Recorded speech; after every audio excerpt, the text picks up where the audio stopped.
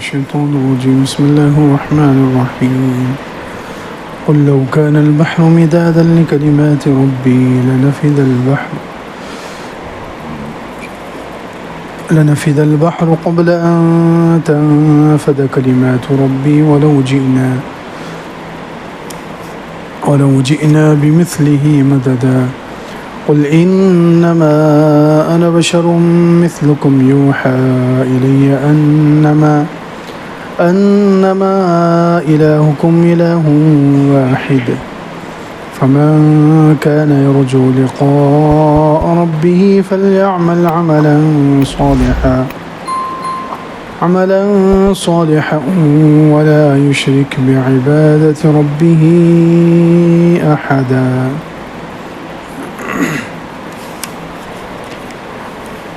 آج کا درس سورہ کہف کی آیت نمبر 109 سے شروع ہو رہا ہے۔ اللہ رب العزت فرماتے ہیں قل لو كان البحر مدادا لكلمات ربي لنفد البحر قبل أن تنفد كلمات ربي۔ آپ کہہ دیجئے کہ اگر سمندر کو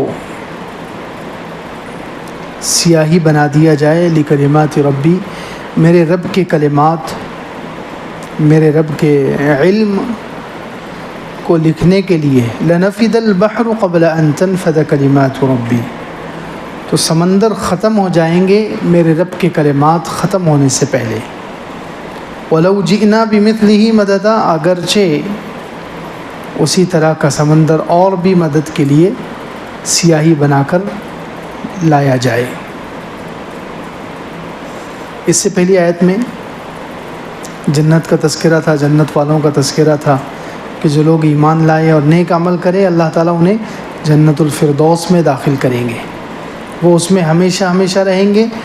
آخری جملہ تھا لا یبغون عنہا حولا، وہ اس جنت سے نکلنے کی یا اپنے حالت کو بدلنے کی خواہش نہیں کریں گے۔ بتایا گیا تھا کہ جنت میں جب جنتی جائیں گے تو وہاں ہر لمحہ ہر چیز میں ترقی ہوگی، کیونکہ انسان کی طبیعت ہے کہ وہ ایک جگہ ایک حالت پر قناعت نہیں کر سکتا، ایک حالت پر ایک جگہ پر وہ اس کو چین سکون نہیں آئے گا، صبر نہیں آئے گا۔ انسان کی فطرت ہے، وہ ہمیشہ آگے ہی آگے بڑھنا چاہتا ہے، وہ ہمیشہ ترقی چاہتا ہے۔ کسی ایک جگہ پر رک جانا یہ انسانی طبیعت اور فطرت کے خلاف ہے۔ تو پھر جنت میں کیسے رکیں گے؟ جنت سے لا یبغون عنہا حولا، اللہ تعالیٰ فرما رہے ہیں کہ وہاں سے نکلنے کی خواہش نہیں کریں گے۔ تو اس کی وجہ مفسرین نے لکھی ہے کہ جنت میں جنتی ایک حالت پر نہیں رہیں گے، وہاں ہمیشہ ان کی ترقی ہوگی، مزہ بدلتا رہے گا، مزے میں ترقی ہوگی، وہاں کے سکون میں، وہاں کی ہر نعمت میں ہر لمحہ بڑھوتری ہوتی رہے گی، اضافہ ہوتا رہے گا، ترقی ہوتی رہے گی، اس لیے جنتیوں کو وہاں سے نکلنے کی خواہش نہیں ہوگی۔ تو اب اس کی دلیل اللہ رب العزت دے رہے ہیں کہ جنت میں کیسے ہوگا ترقی، ہر لمحہ ہمیشہ ترقی ہی ہوتی رہے گی، جنتیوں کی ہر چیز میں اضافہ ہی ہوتا رہے گا۔ تو اس کے لیے اللہ رب العزت نے دلیل دی ہے۔ آپ کہہ دیجئے لو کان البحر مدادا لکلمات ربی، اگر سمندروں کو سیاہی بنا دیا جائے میرے رب کے کلمات کے لیے۔ اب کلمات سے کیا مراد ہے؟ بعض مفسرین کہتے ہیں کہ کلمات سے مراد یا تو اللہ کا علم ہے، کلمات سے مراد یا تو اللہ کا علم ہے کہ اگر اللہ کے علم کو لکھنے کے لیے سمندروں کو سیاہی بنا دیا جائے، سمندروں کو روشنائی بنا دیا جائے تو سمندر ختم ہو جائیں گے، اللہ کا علم ختم نہیں ہوگا۔ اور یہ تو واقعتاً ہم تھوڑا سا غور کریں تو اللہ رب العزت کا علم کتنا ہے، ہر ذرے کے بارے میں مکمل تفصیلات اللہ رب العزت کو پہلے سے معلوم ہے، ہزاروں سال پہلے سے، اور اللہ تعالیٰ نے لوح محفوظ میں لکھ دیا ہے، تو کتنا علم ہے، اللہ اکبر۔ ایک ایک پتے کے بارے میں، ایک ایک درخت کے بارے میں، ایک ایک جانور کے بارے میں، ایک ایک انسان کے بارے میں۔ اب ہم اپنے بارے میں بچپن سے لے کر کسی کی عمر آج 25 سال ہو گئی، 30 سال ہو گئی، 40 سال ہو گئی، 50 سال ہو گئی، ہم اپنی پوری زندگی کے ہر واقعے کو یاد نہیں رکھ سکتے، ہم اپنی زندگی کے پورے واقعات لکھ نہیں سکتے، محفوظ نہیں کر سکتے. تو اللہ رب العزت ایک ایک انسان کے بارے میں، اللہ اکبر، کتنا علم ہے اللہ تعالیٰ کا. اربوں خربوں انسان کے بارے میں، پیدائش سے لے کر موت تک ایک ایک باریک باریک چیز کا علم رکھنا.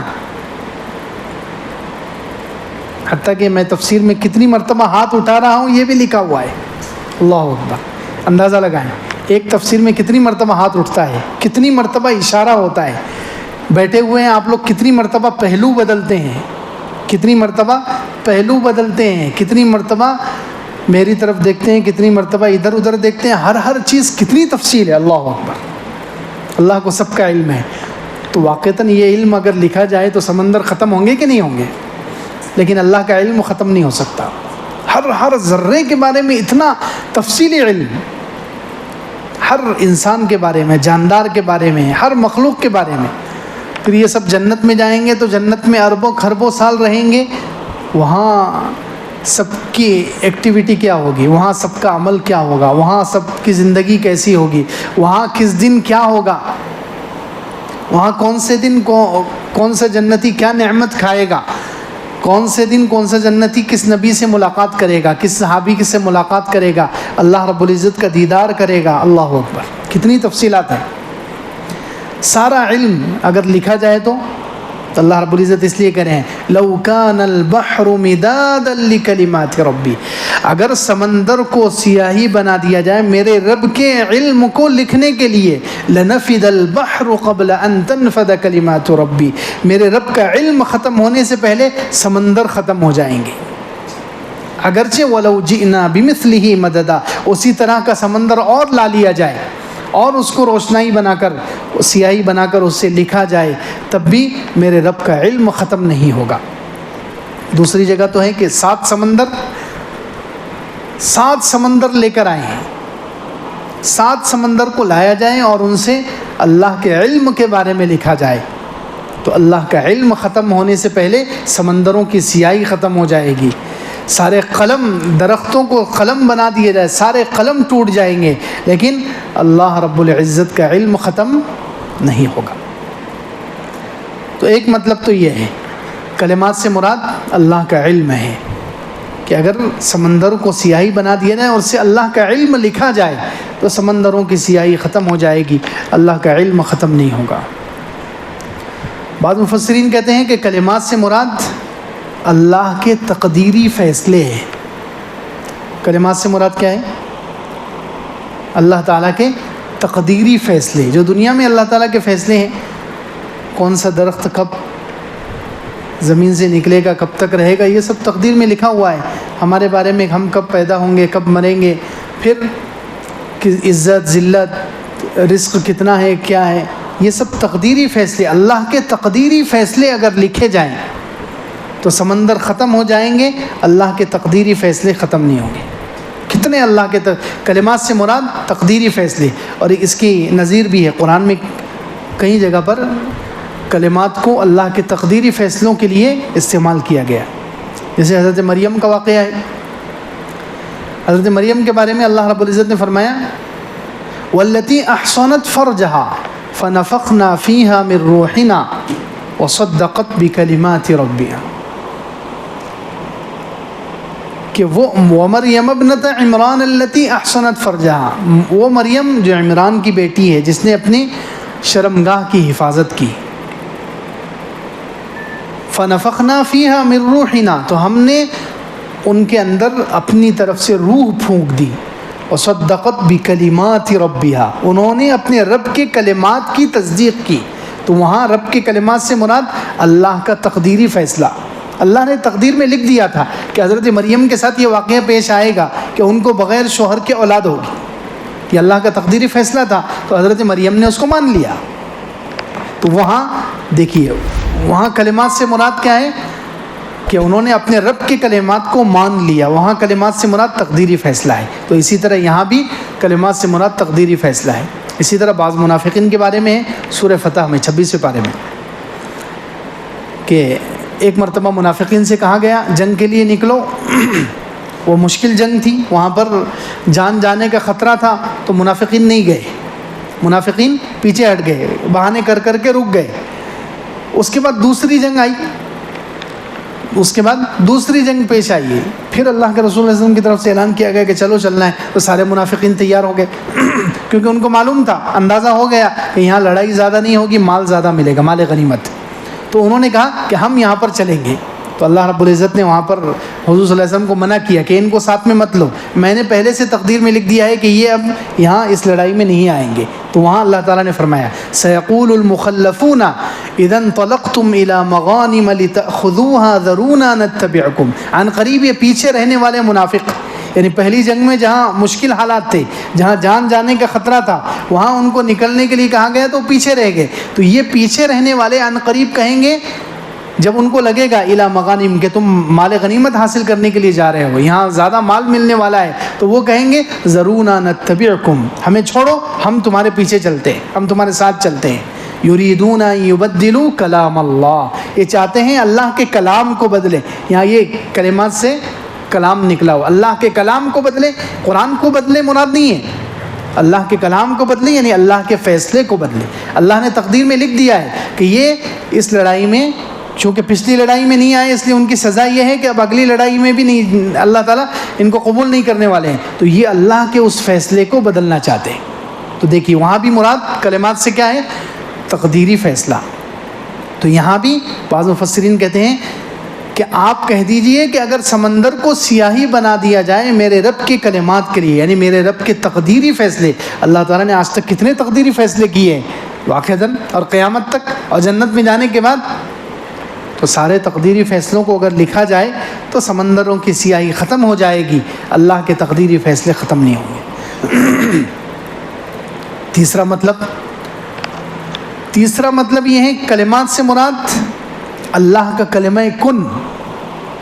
اللہ تعالیٰ جو جس چیز کو بنانا چاہتے ہیں، زمین کو بنانا چاہا، اللہ نے کہا کن بن جا تو بن گئی، آسمان کو بنانا چاہا، جنت کو بنانا چاہا، تو جس مخلوق کو اللہ تعالیٰ بنانا چاہتے ہیں کلمہ کن کہتے ہیں۔ تو یہاں کلمات سے مراد مفسرین کہتے ہیں اللہ کا وہ کلمہ کن ہے، کہ اللہ کے کلمہ کن اتنے ہیں کہ اگر اس کو لکھا جائے تو سمندروں کی سیاہی ختم ہو جائے گی، اللہ کے کلمہ کن ختم نہیں ہوں گے۔ اور یہ اشارہ ہے، دیکھو جو اس سے پہلی آیتوں میں جو جنت کا واقعہ ہے، اللہ تعالیٰ نے کہا کہ ایمان والے اور نیک عمل کرنے والے جنت میں جائیں گے، اور ہر لمحہ ان کے مزے میں ترقی ہوگی، ان کے درجات میں ترقی ہوگی، ان کے پاس جتنی چیزیں ہیں وہ اس میں اضافہ ہوتا رہے گا۔ کیسے اضافہ ہوگا؟ جنت والوں کی ہر لمحہ ان کا درجہ بڑھتا رہے گا، مقام بڑھتا رہے گا، ان کی چیزیں بڑھتی رہے گی، مزے بڑھتے رہیں گے۔ یہ کیسے ہوگا؟ تو اللہ تعالیٰ نے اس کی دلیل دی ہے، یہ ایسے ہوگا کہ میں کلمہ کن کہوں گا، ان کے پاس ایک سیب آئے گا، وہ کھا لیں گے، میں کن کہوں گا، دوسرا سیب پیدا ہو جائے گا۔ ان کے پاس ایک سیب آئے گا، پہلے انہوں نے سیب کھا چکے ہیں، اب اس مرتبہ میں کلمہ کن سے اس کا مزہ بڑھا دوں گا تو وہ مزہ بڑھ جائے گا۔ ہر لمحہ میں کلمہ کن کہتا جاؤں گا، ان کے درجات بڑھتے جائیں گے، وہ ایک جگہ پر رکیں گے نہیں، کیوں؟ وہ اللہ کا کلمہ کن کام کرے گا، اللہ کا کلمہ کن۔ اور یہی کلمہ ہے حضرت عیسیٰ علیہ السلام کے بارے میں، حضرت عیسیٰ علیہ السلام کو بھی کلمۃ اللہ کہتے ہیں، حضرت عیسیٰ علیہ السلام کو بھی کلمۃ اللہ کہا گیا ہے۔ 6 پارے میں اللہ تعالیٰ نے فرمایا لا تقولوا ثلاثہ، 3 اللہ ہے یہ نہ کہو، اللہ تو ایک ہے۔ پھر فرمایا انما المسیح عیسی ابن مریم رسول اللہ وکلمتہ، مسیح عیسیٰ علیہ السلام جو مریم کے بیٹے ہیں وہ خدا نہیں ہے، وہ اللہ کے رسول ہیں، وکلمتہ اور اللہ کے کلمے ہیں۔ اللہ کے کلمے سے کیا مراد ہے؟ مفسرین کہتے ہیں کہ اللہ نے ان کو اپنے کلمہ کن سے پیدا کیا ہے، اللہ نے ان کو اپنے کلمہ کن سے پیدا کیا ہے۔ حضرت جبرائیل علیہ السلام آئے اور اس کے اللہ تعالیٰ نے کہا کہ حمل ٹھہر جائے، کن، تو وہ حمل ٹھہر گیا۔ تو اللہ کے کلمہ کن سے پیدا ہوئے، اس لیے حضرت عیسیٰ علیہ السلام کیا ہے؟ کلمۃ اللہ ہے۔ تو یہاں بھی کلمۃ اللہ سے اللہ کے کلمات سے مراد اللہ کا کلمہ کن ہے، کہ اللہ کے کلمہ کن اتنے زیادہ ہیں کہ اگر سمندروں کو سیاہی بنا کر لکھا جائے تو اللہ کے کلمہ کن کبھی ختم نہیں ہوں گے۔ فرمایا قُلْ لَوْ كَانَ الْبَحْرُ مِدَادًا لِكَلِمَاتِ رَبِّي لنفد البحر قبل ان تنفد کلمات ربی، آپ کہہ دیجئے کہ اگر سمندر سیاہی بن جائیں میرے رب کے کلمات کے لیے، یعنی میرے رب کے علم کے لیے، یا میرے رب کے تقدیری فیصلوں کے لیے، یا میرے رب کے کلمہ کن کے لیے، اس کو لکھنے کے لیے اگر سمندروں کو سیاہی بنا دیا جائے، لنفد البحر قبل ان تنفد کلمات ربی، میرے رب کے کلمات ختم ہونے سے پہلے سمندر ختم ہو جائیں گے، ولو جئنا بمثلہ مددا، اگرچہ ہم اسی طرح کے سمندر لے آئیں۔ بعض لوگوں نے اللہ کے کلمے سے مراد اللہ کی حمد و ثنا بھی کہا ہے، کہ میرے رب کے کلمات سے مراد، اللہ کے کلمات سے مراد اللہ کی حمد اور تعریف، کہ اللہ کی تعریف اتنی ہے اتنی ہے اتنی ہے کہ اگر اس کو لکھا جائے، یہ چوتھا قول ہے، یہ چوتھا قول ہے کہ اگر اللہ کی تعریف لکھی جائے سمندروں کو سیاہی بنا کر، سمندروں کی سیاہی ختم ہو جائے گی، درختوں کے قلم ٹوٹ جائیں گے، لیکن اللہ کی تعریف کبھی ختم نہیں ہو سکتی، یہ بھی مراد ہو سکتا ہے۔ پھر فرمایا قل انما انا بشر مثلکم یوحی الی انما الہکم الہ واحد، آپ کہہ دیجئے کہ میں تمہاری طرح انسان ہوں، فرق یہ ہے یوحی الی، میری طرف وحی کی جاتی ہے، میرے پاس وحی آتی ہے، انما الہکم الہ واحد، کہ تمہارا معبود ایک ہی معبود ہے۔ اب یہ سورہ کہف کی آخری آیت ہے، اور اس میں اللہ رب العزت حضور اقدس صلی اللہ علیہ وسلم کی مبارک زبان سے کہلوا رہے ہیں، آپ کہہ دیجئے کہ میں تمہاری طرح انسان ہوں۔ کیوں؟ مفسرین کہتے ہیں کہ اللہ رب العزت نے یہ اس لیے کہلوایا، ایک بہت بڑے فتنے کا دروازہ بند کر دیا، ایک بہت بڑے فتنے کا دروازہ بند کر دیا۔ اور فتنہ کیا ہے؟ آزمائش۔ فتنہ یعنی ایک بہت بڑی آزمائش، یہ امت بہت بڑی آزمائش میں پڑ سکتی تھی، اللہ تعالیٰ نے اس کا دروازہ بند کر دیا۔ کیسے؟ دیکھو حضرت عیسیٰ علیہ السلام کو اللہ تعالیٰ نے معجزات دیے۔ حضرت عیسیٰ علیہ السلام کی قوم نے دیکھا کہ حضرت عیسیٰ علیہ السلام کسی بیمار پر ہاتھ پھیرتے ہیں اور وہ اچھا ہو جاتا ہے، ماں کے پیٹ سے جو اندھا پیدا ہوا اس کو دم کرتے ہیں تو وہ اچھا ہو جاتا ہے، مٹی کی چڑیا بناتے ہیں، اس میں پھونک مارتے ہیں تو وہ زندہ ہو کر اڑنے لگتی ہے۔ تو جب عیسائیوں نے دیکھا کہ حضرت عیسیٰ علیہ السلام کے ہاتھ میں اتنے معجزات ہیں تو انہوں نے کیا کیا؟ پھر خدا کا درجہ دے دیا، اللہ کا بیٹا کہنے لگے، یا بعض لوگوں نے ڈائریکٹ اللہ کے جسم کا پارٹ، جسم کا حصہ کہہ دیا، نعوذ باللہ۔ تو اب حضور صلی اللہ علیہ وسلم کے تو معجزات حضرت عیسیٰ علیہ السلام سے ہزاروں زیادہ ہیں، ہمارے نبی صلی اللہ علیہ وسلم کے جو معجزات ہیں وہ تو حضرت عیسیٰ علیہ السلام سے بھی عجیب ہیں، اور حضرت عیسیٰ علیہ السلام کے مقابلے میں ہزاروں زیادہ ہے۔ تو پھر یہ امت بھی فتنے کا شکار ہو سکتی تھی، یہ امت بھی حضور اقدس صلی اللہ علیہ وسلم کا مقام بڑھا کر ان کو خدا کے درجے تک، اللہ کے درجے تک پہنچا سکتی تھی۔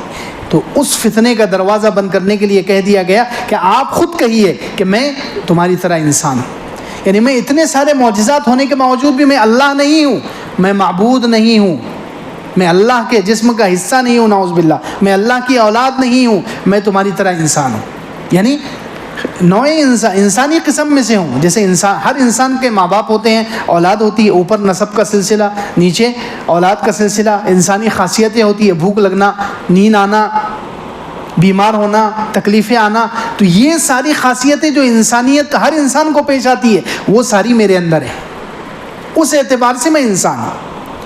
ٹھیک ہے، صفات کے اعتبار سے، روح کے اعتبار سے، مقام اور مرتبے کے اعتبار سے ہر انسان سے، بلکہ سارے نبیوں سے بھی ہمارے نبی بڑے ہیں۔ مقام اور مرتبے میں دیکھا جائے، روح کے اعتبار سے دیکھا جائے، دل کی صفائی کے اعتبار سے دیکھا جائے، رتبے اور مقام کے اعتبار سے دیکھا جائے تو بہت اعلیٰ ہے، لیکن انسانی خصوصیتوں کے اعتبار سے دیکھا جائے کہ جیسے ہر انسان کے ماں باپ ہوتے ہیں، خاندان ہوتا ہے، ہمارے نبی صلی اللہ علیہ وسلم کے بھی ماں باپ تھے، ان کا بھی خاندان تھا، ان کی بھی بیوی بچے تھے، اولاد تھی، آج تک اولاد چل رہی ہے۔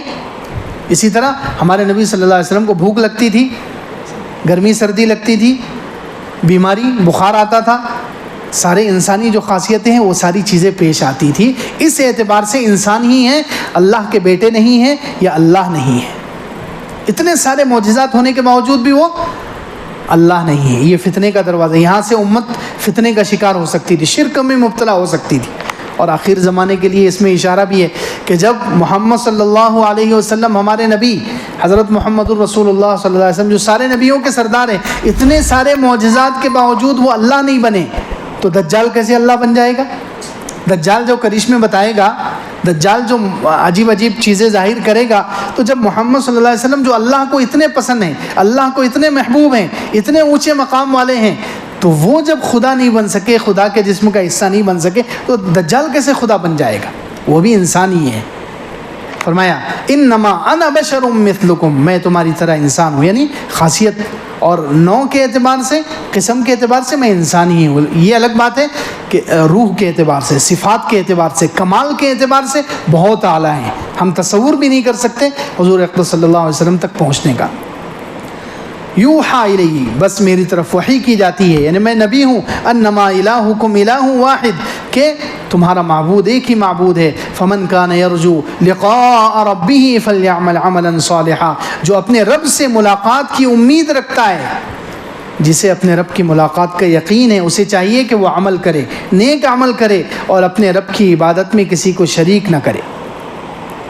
آخری نصیحت کی جا رہی کہ جو اللہ سے ملاقات، یعنی قیامت پر جس کا یقین ہے، قیامت کے دن اللہ سے ملاقات پر جس کا یقین ہے، اسے چاہیے کہ وہ نیک عمل کرے، خالی نہ بیٹھے، نیک عمل کرے، اور عمل بھی ایسا کرے کہ اپنے رب کی عبادت میں کسی کو شریک نہ کرے۔ اس میں بھی آخر زمانے کی طرف اشارہ ہے کہ آخری زمانے میں دیکھو، اللہ تعالیٰ کو تو سب معلوم ہے کہ یہ بھی اللہ تعالیٰ کا علم ہے کہ آخر زمانے میں سوشل میڈیا آ جائے گا، واٹس ایپ، فیس بک، اور پتہ نہیں کیسی کیسی چیزیں، جس کے ذریعے سے اپنے عمل کو پوری دنیا میں عام کرنا آسان ہو جائے گا۔ تو ایسے وقت میں بھی کہ جب انسان کے پاس سارے ذرائع ہوں، ساری چیزیں موجود ہوں، وہ اپنا عمل پھیلا سکتا ہو، پھر بھی انسان کو چاہیے کہ وہ اپنا عمل پھیلائے نہیں، وہ اپنے عمل کو اللہ کے لیے خالص رکھے۔ آخری دور میں اخلاص والے عمل کی زیادہ ضرورت ہوگی۔ آج کل ہم دیکھ رہے ہیں اخلاص والے عمل کتنے مفقود ہوتے جا رہے ہیں، ختم ہوتے جا رہے ہیں، کم ہوتے جا رہے ہیں۔ ہر عمل، جو بھی عمل کیا گیا، انفرادی، اجتماعی، فوراً وہ شیئر کر دیا جاتا ہے، فوراً وہ عام کر دیا جاتا ہے، فوراً پھیلا دیا جاتا ہے۔ حالانکہ ترغیب یہ دی گئی ہے کہ اپنے عمل کو چھپاؤ، اپنے عمل کو خالص اللہ کے لیے رکھو۔ تو شرک، اپنے رب کی عبادت میں کسی کو شریک نہ کرے، تو ایک تو اسے شرک جلی بھی مراد ہو سکتا ہے، جو بڑا شرک ہے، شرک جلی، کھلا شرک ہے، اللہ کے علاوہ کسی اور کے سامنے سر ٹیک دینا، کسی اور کو اللہ کے علاوہ کہیں معبود مان لینا، کسی مورتی، کسی بت کو خدا مان لینا، یہ تو کھلا شرک ہے، شرک جلی، یہ بھی مراد ہو سکتا ہے۔ یا بعض مفسرین کہتے ہیں کہ شرک سے مراد شرک خفی بھی ہو سکتا ہے، یعنی دکھلاوا۔ اس کو اللہ کے رسول صلی اللہ علیہ وسلم نے حدیث میں شرک خفی کہا گیا ہے، اس کو حدیث میں چھوٹا شرک اصغر کہا گیا، چھپا ہوا شرک، چھوٹا شرک کہا گیا، چونٹی سے زیادہ چھپا ہوا اور آہستہ آہستہ دل پر دستک دینے والا شرک ہے یہ، کہ دکھلاوے کے لیے عمل کرنا، اور دکھلاوے کے لیے عمل قابل قبول نہیں ہوتا۔ دکھلاوے کے لیے جو عمل اخلاص اور ریا، وہ عمل جو اخلاص اللہ کے لیے کیے جاتے ہیں اور دکھلاوے کے لیے کیے جاتے ہیں، اس کی کچھ قسمیں علماء نے لکھی ہے۔ جیسے پہلی قسم یہ ہے کہ انسان کوئی عمل کرے تو شروع سے لے کر آخر تک اس میں اخلاص ہو، شروع کیا تو اخلاص اللہ کی رضا کے لیے کیا، اور ختم کیا اللہ کی رضا کے لیے، اور ختم کرنے کے بعد بھی وہ عمل کسی کو نہیں معلوم ہے، تو یہ اعلیٰ درجے کا عمل ہے، یہ اعلیٰ درجے کا عمل ہے، اللہ تعالیٰ کو بہت پسندیدہ عمل ہے کہ شروع سے لے کر آخر تک اخلاص تھا، اور عمل ختم ہونے کے بعد بھی کسی کو نہیں بتایا، صرف اللہ کو معلوم ہے اور عمل کرنے والے کو معلوم ہے، تو یہ اعلیٰ درجے کا عمل ہے۔ ایسے لوگوں کو حدیث پاک میں عرش کا سایہ ملے گا۔ اللہ کے رسول صلی اللہ علیہ وسلم نے فرمایا کہ 7 لوگ عرش کے سائے میں رہیں گے، اس میں سے ایک آدمی وہ ہے کہ جو ایک ہاتھ سے صدقہ دے، دوسرے ہاتھ کو بھی پتہ نہ چلے کہ سیدھے ہاتھ نے کیا دیا ہے۔ یہ ایسے لوگ کہاں رہیں گے؟ اللہ کے عرش کے سائے میں رہیں گے۔ تو ایک قسم تو یہ ہے، اخلاص اور ریا کے اعتبار سے عمل کی ایک قسم یہ ہے۔ دوسری قسم یہ ہے کہ شروع سے لے کر آخر تک دکھلاوا ہی دکھلاوا، عمل شروع کیا تو بس دکھلانے کے لیے، فیمس ہونے کے لیے، مشہور ہونے کے لیے، لوگوں میں چرچا ہونے کے لیے شروع بھی کیا، اور آخر تک اس پر قائم رہا، اور بعد میں بھی اس پر قائم رہا۔ یہ ایسے لوگوں سے تو جہنم دہکائی جائے گی۔ وہ 3 لوگ جن مسلمانوں کے بارے میں ہے کہ 3 لوگوں کو سب سے پہلے جہنم میں داخل کیا جائے گا، ایک مالدار، ایک شہید اور ایک عالم، کہ جو دکھلاوے کے لیے انہوں نے عمل کیا، تو ایسے لوگوں کو سب سے پہلے جہنم میں داخل کیا جائے گا. ان کا عمل شروع سے لے کر آخر تک مخلوق کے لیے تھا, دکھلاوے کے لیے تھا. تو یہ دوسری قسم ہے, یہ بڑی خطرناک چیز ہے. تیسری قسم ہے کہ عمل شروع تو کیا اخلاص کے ساتھ اللہ کے لیے, لیکن آخر میں دکھلاوا آ گیا, اس میں آخر میں اس میں دکھلاوا پیدا ہو گیا. یہ عمل بھی مردود ہے, یہ عمل بھی قابل قبول نہیں ہے. حدیث پاک میں ہے, ابو سعید خدری رضی اللہ عنہ فرماتے ہیں کہ ہم لوگ بیٹھ کر دجال کا تذکرہ کر رہے تھے. کس کا تذکرہ کر رہے ہیں؟ ہم لوگ بیٹھ کر دجال کا تذکرہ کر رہے. اتنے میں اللہ کے رسول صلی اللہ علیہ وسلم تشریف لائے اور ارشاد فرمایا کہ میں تمہیں دجال سے زیادہ خطرناک چیز بتاؤں, دجال سے زیادہ خطرناک چیز بتاؤں؟ صحابہ نے کہا ضرور بتلائیے. اللہ کے رسول صلی اللہ علیہ وسلم نے ارشاد فرمایا وہ یہ ہے کہ ایک انسان نماز پڑھنا شروع کرے, اور اچانک اس کو محسوس ہو کہ کوئی دیکھ رہا ہے, تو اس کو دکھانے کے لیے وہ اپنی نماز کو لمبی کر دے. یہ ہے دجال سے زیادہ خطرناک چیز, یہ شرک خفی.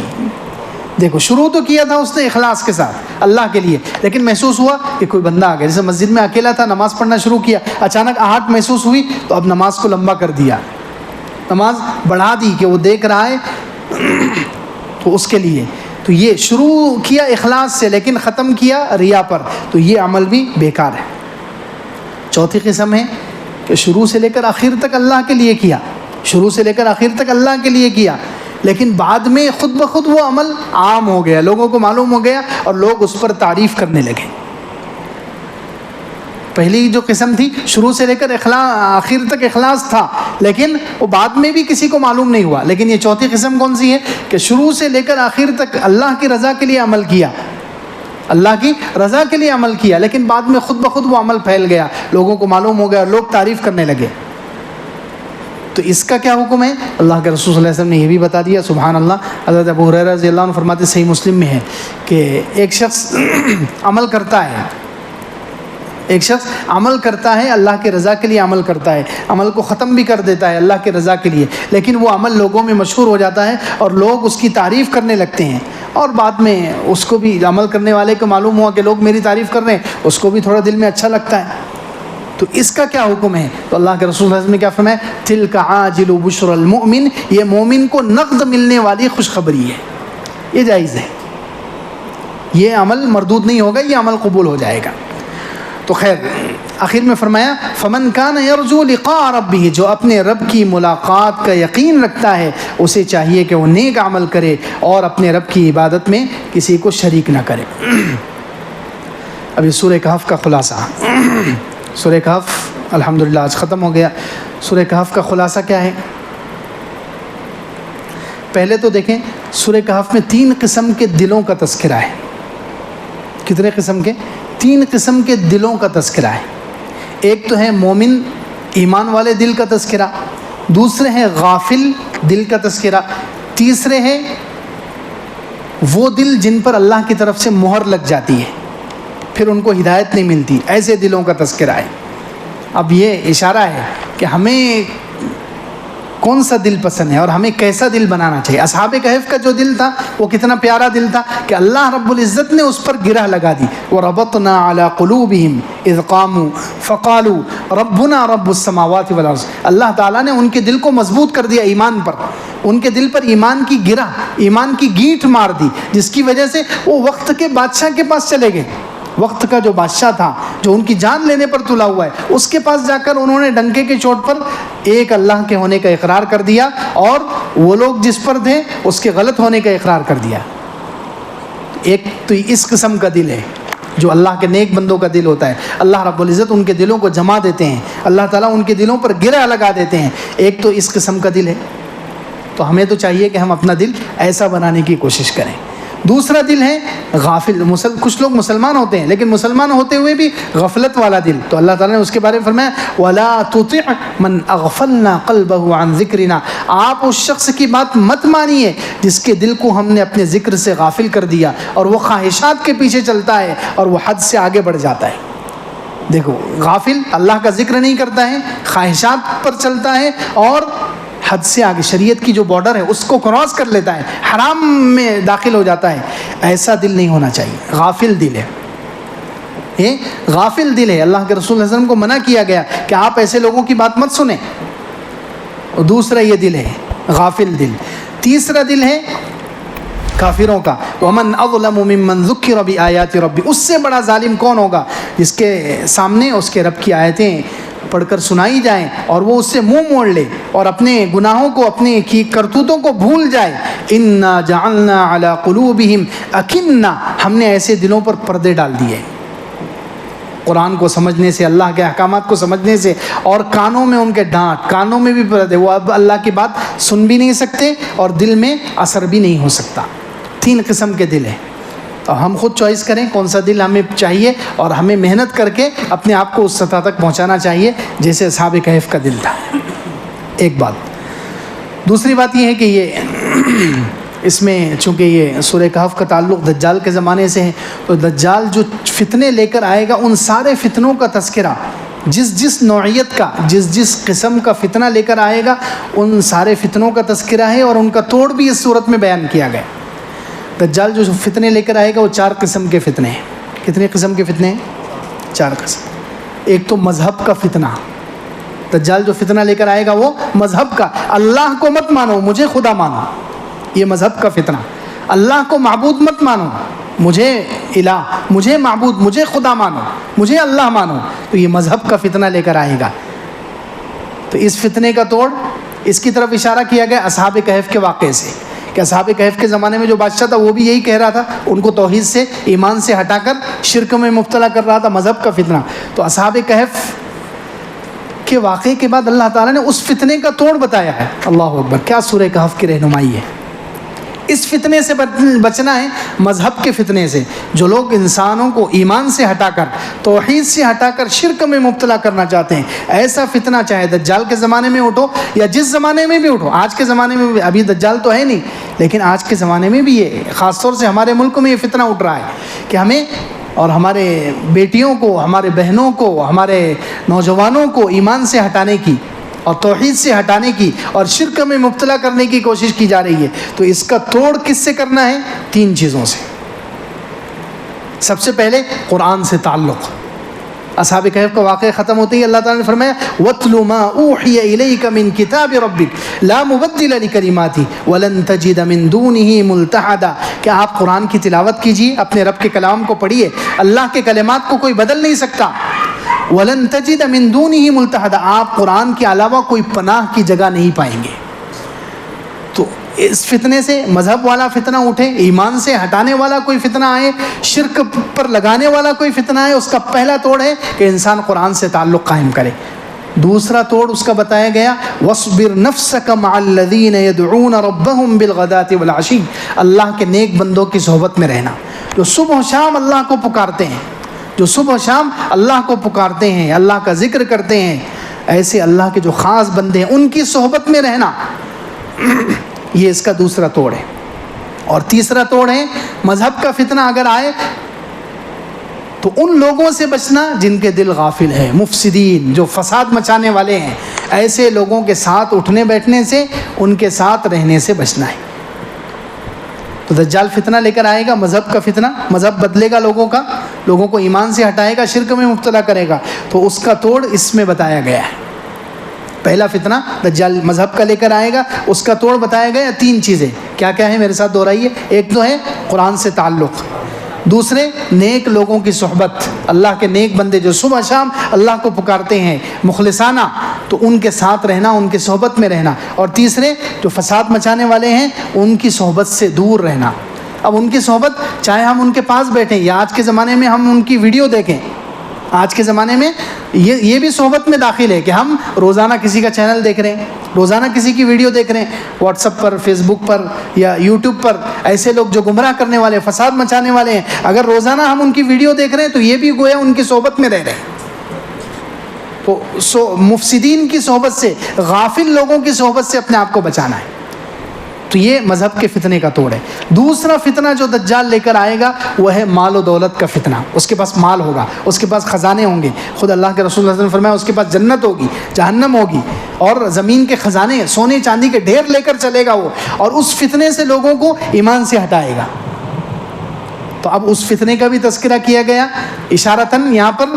کس واقعے میں؟ وہ 2 باغ والے شخص، 2 باغ والا جو آدمی تھا، جس کو اللہ تعالیٰ نے 2 باغ دیے تھے، جس کے اندر نہریں بہتی تھی اور اس کے اندر کھجور بھی تھے، اس کے اندر انگور بھی تھے، اور اللہ تعالیٰ نے نہریں بھی جاری کی تھی، تو اللہ رب العزت نے اس کو مال دیا تھا، لیکن اس نے کیا کیا ہے، وہ شکر کے بجائے شرک میں مبتلا ہو گیا، وہ ناکام ہو گیا۔ تو خیر یہ مال اور اولاد کے فتنے میں پڑ گیا، وہ مال اور اولاد کی وجہ سے ایک تو وہ شخص 2 باغ والا شرک میں پڑ گیا، آخرت کا اس نے انکار کر دیا، یہ نہیں ہونا چاہیے۔ اس کا توڑ کیا ہے، آگے اللہ رب العزت نے اگلے رکوع میں دنیا کی حقیقت بتا کر اس کا توڑ کیا ہے کہ جب دجال مال و دولت کا فتنہ لے کر آئے گا تو اس فتنے سے بچنے کے لیے مسلمانوں کو کیا کرنا چاہیے، دنیا کی حقیقت پر غور کرنا چاہیے کہ دنیا کی مثال کیسی ہے، جیسے آسمان سے پانی برسا اور اس پانی کی وجہ سے کھیتی اگ گئی۔ کھیتی کتنے دن رہتی ہے، چند مہینے، بعد میں سب ختم ہو جاتا ہے۔ ایسے ہی یہ دنیا کی زندگی ہے۔ دجال جب آئے گا اس کے پاس سونا چاندی کا ڈھیر ہوگا، سونے چاندی پر اپنا ایمان مت بیچو۔ دجال خود 40 دن کے لیے آنے والا ہے۔ کتنے دن کے لیے آنے والا ہے؟ 40 دن کے لیے اپنا ایمان بیچ رہے ہو، 40 دن کے لیے اس کے خزانے دیکھ کر اس پر رال ٹپکا رہے ہو؟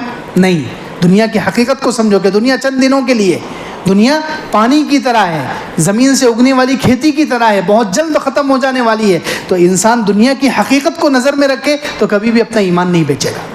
تو مال اور اولاد کا جو فتنہ ہے اس کا توڑ کیا ہے کہ آدمی دنیا کی حقیقت کو سوچے، اس پر غور کرے اور اپنے آپ کو مال اور اولاد کی محبت میں پڑنے سے بچائے۔ تیسرا فتنہ جو دجال لے کر آئے گا وہ ہے علم کا فتنہ۔ وہ علم کا فتنہ، اس کے پاس علم ہوگا، ٹیکنالوجی، سائنس اور ساری دنیا کی چیزوں کا علم، اس فتنے سے، اس علم کے فتنے سے وہ لوگوں کو گمراہ کرے گا۔ تو اس فتنے سے علم کے فتنے سے بچانے کے لیے یہاں کون سا واقعہ ہے؟ حضرت موسیٰ اور حضرت خضر علیہ السلام کا واقعہ کہ حضرت موسیٰ علیہ السلام کو اللہ رب العزت نے حضرت خضر کے پاس بھیج دیا کہ علم کے فتنے سے بچنا ہے، اپنے اندر عاجزی پیدا کرو۔ اپنے اندر کیا پیدا کرو؟ عاجزی۔ اپنے سے بڑا جو عالم ہے اس کے پاس چلے جاؤ، جگہ پر رہ کر خود کو ہی بڑا مت سمجھو کہ میں ہی سب سے بڑا عالم ہوں، میں ہی سب سے بڑا عالم ہوں۔ ایسا شخص جو علم کی وجہ سے تکبر میں پڑ جائے وہ اس علم کے فتنے کا شکار ہو جائے گا اور وہ ناکام ہو جائے گا۔ تو علم کے فتنے سے بچنا ہے تو اپنے اندر عاجزی، جیسے حضرت موسیٰ علیہ السلام کے اندر کتنی عاجزی تھی، بڑا مقام ہوتے ہوئے چھوٹے آدمی کے پاس گئے۔ حضرت خضر علیہ السلام کا مقام حضرت موسیٰ علیہ السلام کے مقابلے میں بہت چھوٹا ہے، درجے میں وہ چھوٹے ہیں، علم میں لیکن بڑے ہیں۔ تو حضرت موسیٰ علیہ السلام نے شرم محسوس نہیں کی، عاجزی تھی ان کے اندر، تواضع تھی۔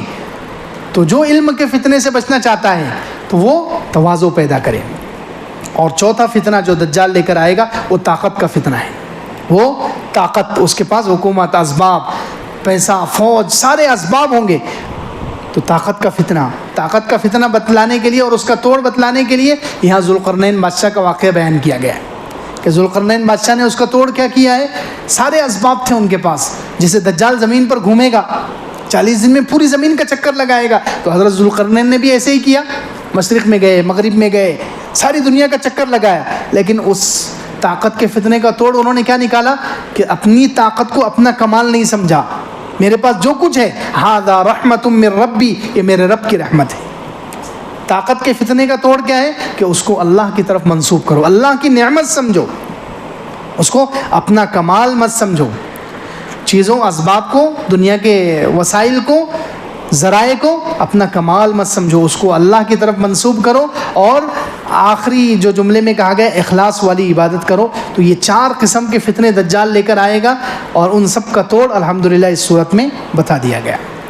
اسی طرح بعض نے اس کا اور طریقے سے بھی خلاصہ نکالا ہے، بعض مفسرین نے اس کا اور طریقے سے بھی خلاصہ نکالا، جیسے حضرت پیر ذوالفقار صاحب رحمۃ اللہ علیہ نے اس کا خلاصہ اور طریقے سے نکالا کہ اس میں پورے سورہ کہف پر غور کرو تو 2 ہی چیزیں سمجھ میں آئے گی کہ اللہ تعالیٰ ہر بندے کا امتحان لیتے ہیں 2 چیزوں میں، ہر بندے کا پیپر ہوتا ہے، ٹیسٹ ہوتا ہے 2 چیزوں میں۔ زندگی میں ہر دن ہمارا ٹیسٹ ہے، یا تو صبر کا ٹیسٹ ہے یا شکر کا ٹیسٹ ہے، یا تو صبر کا ٹیسٹ ہے، صبر کا پیپر ہے، یا شکر کا۔ 2 چیزوں کا امتحان ہر دن ہر انسان کے ساتھ ہوتا ہے۔ جیسے اس واقعے میں دیکھ لو، اصحاب کہف جو تھے ان کے صبر کا پیپر تھا، ان کا کہے کا پیپر تھا صبر کا، ہے نا، بادشاہ ان کے خلاف ہو گیا، حکومت ان کے خلاف ہو گئی، ایمان بچانے کے لیے ان کو غار میں جانا پڑا۔ اب وہاں بیچارہ جاتے وقت انسان کو کتنے خیالات آتے ہیں کہ میں گدے چھوڑ کر جا رہا ہوں، عیش و آرام چھوڑ کر جا رہا ہوں، کھانا پینا، رشتہ دار اور مال و دولت سب کچھ چھوڑ کر جا رہا ہوں۔ تو تو کتنا انہوں نے صبر کیا کہ نہیں کیا؟ ان کا صبر کا پیپر تھا، وہ کامیاب نکلے. صبر کیا انہوں نے، اللہ کی طرف سے جو حالات ہیں اس کو برداشت کیا، وہ کامیاب ہو گئے. اور جو 2 باغ والا تھا اس کا شکر کا پیپر تھا. اس کو اللہ تعالیٰ نے باغ دیے، مال و دولت دیے، تو اس کو چاہیے تھا کہ وہ شکر کرتا، لیکن اس نے شکر نہیں کیا، ناکام ہو گئے. ہر بندے کا اب ہم روزانہ اپنے اوپر غور کر سکتے ہیں. آگے کے بھی واقعات دیکھتے جائیں. آگے حضرت آدم علیہ السلام کا بہت شارٹ میں واقعہ بیان کیا گیا یہاں پر، صرف چند لائنوں میں. تو حضرت آدم علیہ السلام کے بھی 2 پیپر ہوئے جنت میں، صبر کا بھی ہوا، شکر کا بھی ہوا. شکر میں حضرت آدم علیہ السلام کامیاب ہو گئے. جنت کی نعمتیں اللہ تعالیٰ نے ان کو دے دی تھی، تو اس پر شکر کرنا تھا، شکر کے پیپر میں کامیاب ہو گئے. صبر کرنا تھا، وہاں شیطان نے بہکا دیا کہ اس درخت کے قریب مت جاننا. کیا کہا تھا؟ لا تقربا هذه الشجرہ، اس درخت کے قریب مت جانا. تو یہ کیا ہے؟ صبر، روکنا اپنے آپ کو. لیکن شیطان نے وسوسہ ڈالا اور حضرت آدم علیہ السلام سے خطا ہو گئی. گناہ نہیں، خطا، غلطی ہو گئی، اور اس درخت کے قریب چلے گئے. تو صبر اور شکر کا پیپر دے گئے. آگے حضرت موسیٰ علیہ السلام جو حضرت خضر کے پاس گئے ہیں، ان کا صبر کا پیپر تھا.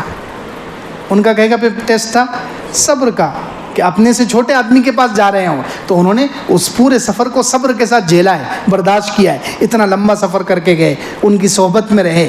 تو یہ صبر کا پیپر تھا، کامیاب ہو گئے. اسی طرح حضرت ذوالقرنین کا شکر کا پرچہ تھا. شکر کا پیپر، ان کو سارے وسائل ملے، سارے اسباب ملے، وہ شکر میں کامیاب ہو گئے، انہوں نے شکر کیا. تو ایسے ہی ہر انسان کو آزمایا جاتا ہے. سورہ کہف ہمیں یہ سکھا رہی ہے کہ روزانہ ہمارا اگر کوئی چیز چھینی گئی ہے تو صبر کرنا ہے، کوئی چیز دی گئی ہے تو شکر کرنا ہے. کوئی نعمت ملی ہے تو شکر کرنا ہے، کوئی نعمت لی گئی ہے واپس تو صبر کرنا ہے. یہ روزانہ ہمارا ٹیسٹ ہوگا. اگر ہم یہ پیپر میں کامیاب رہیں تو اللہ کی نظر میں کامیاب دنیا اور آخرت بن جائے گی. اللہ رب العزت سے دعا ہے اللہ تعالیٰ ہمیں عمل کی توفیق عطا فرمائے.